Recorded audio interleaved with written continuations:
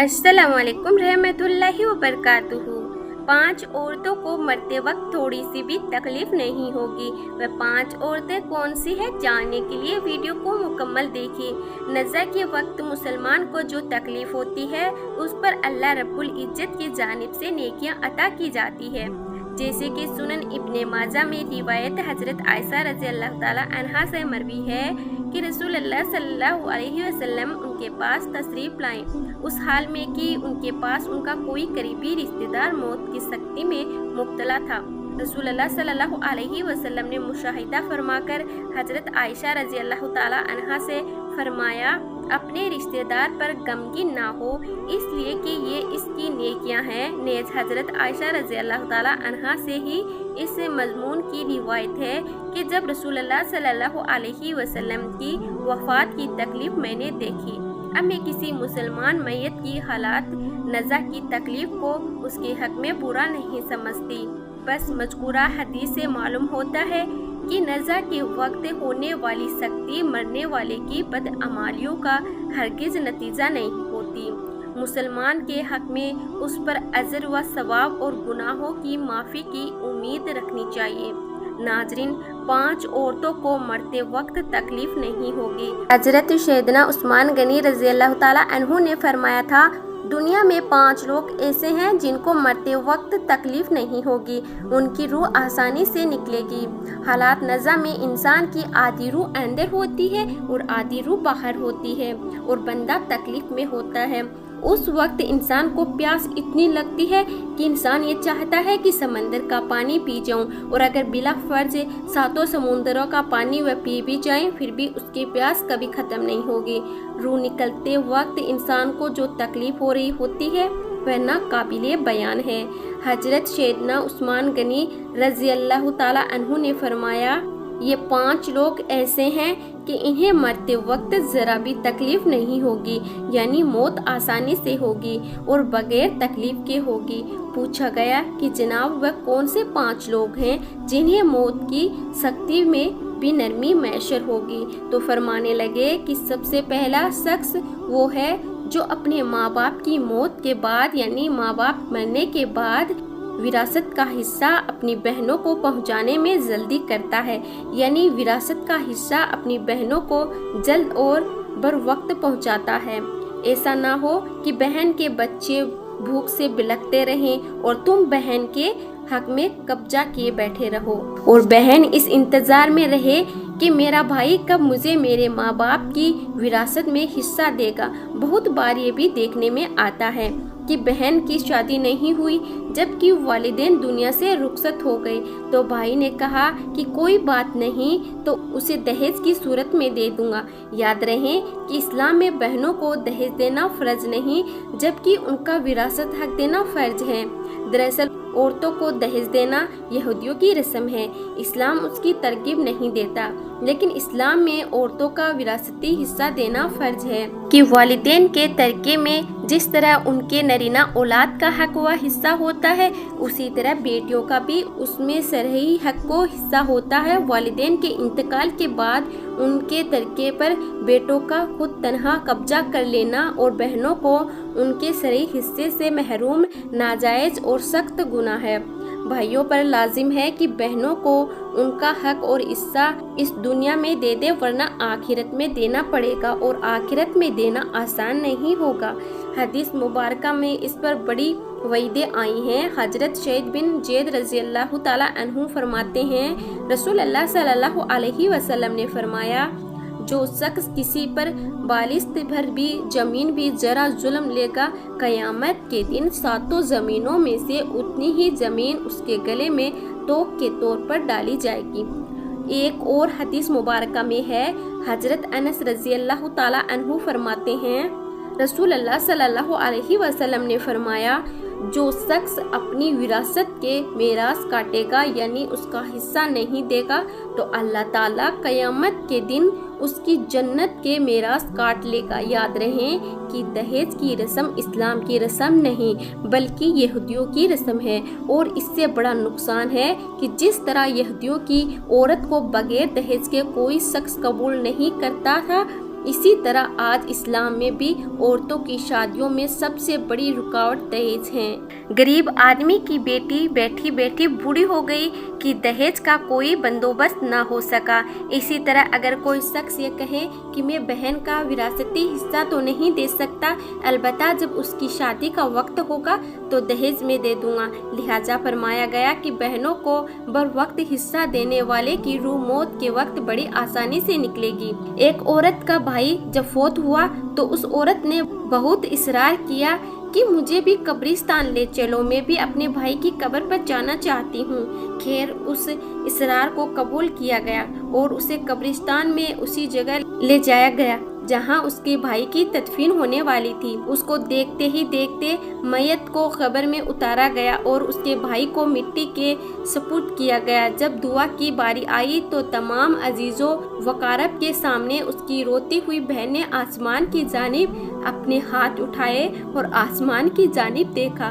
उसका दिल रो रहा है, आंखें जिस्म जिस्म बरस रही हैं। उसने एक ऐसी दुआ की कि लोगों के मुर्दा ज़मीर को जगा दिया। रोती हुई बहन ने आसमान की जानिब देखकर फरियाद की कि ए मेरे मालिक, ए इंसाफ करने वाले, आज मेरा भी इंसाफ कर दे। रो रो कर कहने लगी, मेरे मालिक तो मेरे इस जालिम भाई को अपनी रहमत से दूर रखना, ऐसा दूर रखना जैसे इसने मेरे वालिदैन की विरासत से मुझे दूर रखा। मेरे बच्चे भूख से बिलखते रहें लेकिन इस जालिम को मेरे बच्चों पर जरा भी तरस न आया। मैं अपने बच्चों को हराम जानवर का गोश्त खिलाने पर मजबूर हो गई।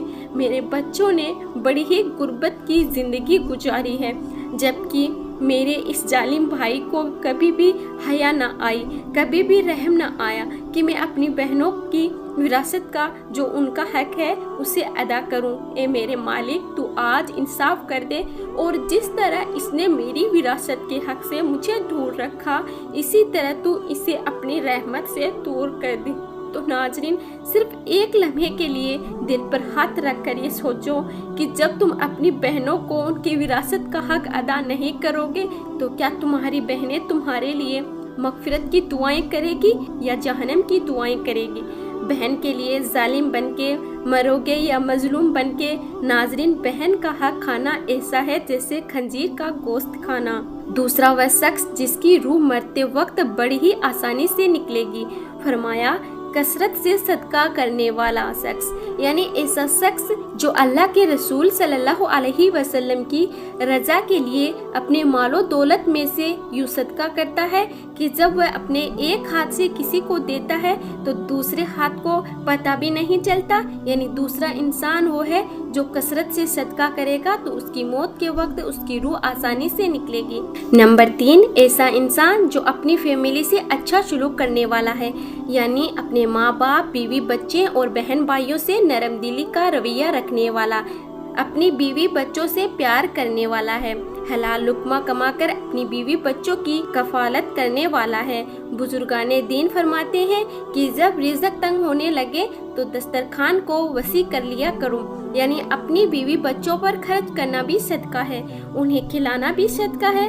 लिहाजा ऐसा शख्स जो अपनी फैमिली पे खर्च करता हो और उनसे हुस्न सलूक करता हो तो जब वह दुनिया से रुखसत होगा तो उसकी रूह निकलने में आसानी होगी और उसे कोई तकलीफ नहीं होगी। इस तरह हजरत उस्मान गनी रज़ी अल्लाह ताला अन्हु ने जो शख्स ये सोचकर नमाज अदा करता है कि जो नमाज वह अदा कर रहा है वह मेरे नबी सल्लल्लाहु अलैहि वसल्लम की आंखों की ठंडक है, नमाज दीन का सुकून है, नमाज मोमिन की मेराज है, इस्लाम व कुफर में तफरीक है, तो 5 वक्त का नमाजी मौत के वक्त किसी किस्म की सख्ती में मुब्तला नहीं होगा।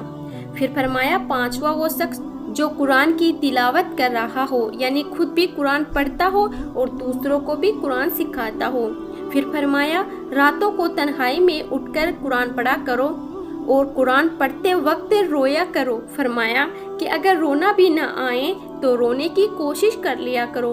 हजरत अली हिजवेरीगंज बख्श रहमतुल्लाह अलैह से किसी ने पूछा कि हजरत अगर रोने की कोशिश भी करें और फिर भी रोना न आए तो फिर क्या करें? तो फरमाया कि फिर अपने मुकद्दर पर रोया करो।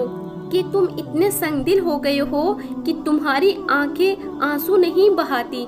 हजरत आयशा सिद्दीक़ा रज़ी अल्लाह ताला अन्हा कहती है कि जब से उन्हें अल्लाह के रसूल सल्लल्लाहु अलैहि वसल्लम को मौत के वक्त दरपेश सख्ती का मंजर देखा है, तब से किसी की आसान मौत पर खुश नहीं होती और आसान मौत नसीब होने की तमन्ना भी नहीं करती, क्योंकि वह जान चुकी थी कि ना तो मौत की सख्ती मरने वाले के बुरे अंजाम की दलील है और ना आसान मौत की कोई इज्जत अफजाई की बात है। अगर सचमुच ऐसा होता तो कि अल्लाह रसूलुल्लाह सल्लल्लाहु अलैहि वसल्लम को आसान से आसान तर मौत नसीब होती।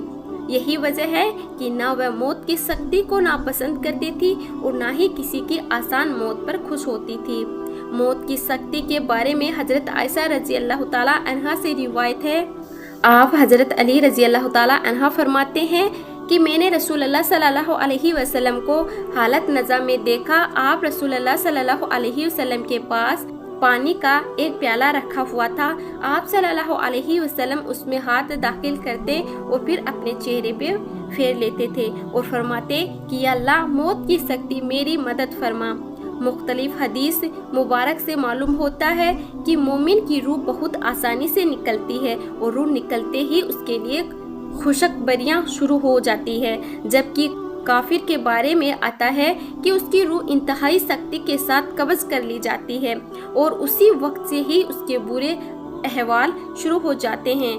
अलबत्ता मुतअद्द हदीस मुबारका में ये भी मज़कूरा है कि अल्लाह ताला ने मौत के अंदर एक ऐसी शिद्दत और सख्ती रखी है कि उसका एहसास दुनिया से जाने वाले हर शख्स को होता है, खवा वह नेक हो, मुसलमान हो या बद हो या काफिर हो।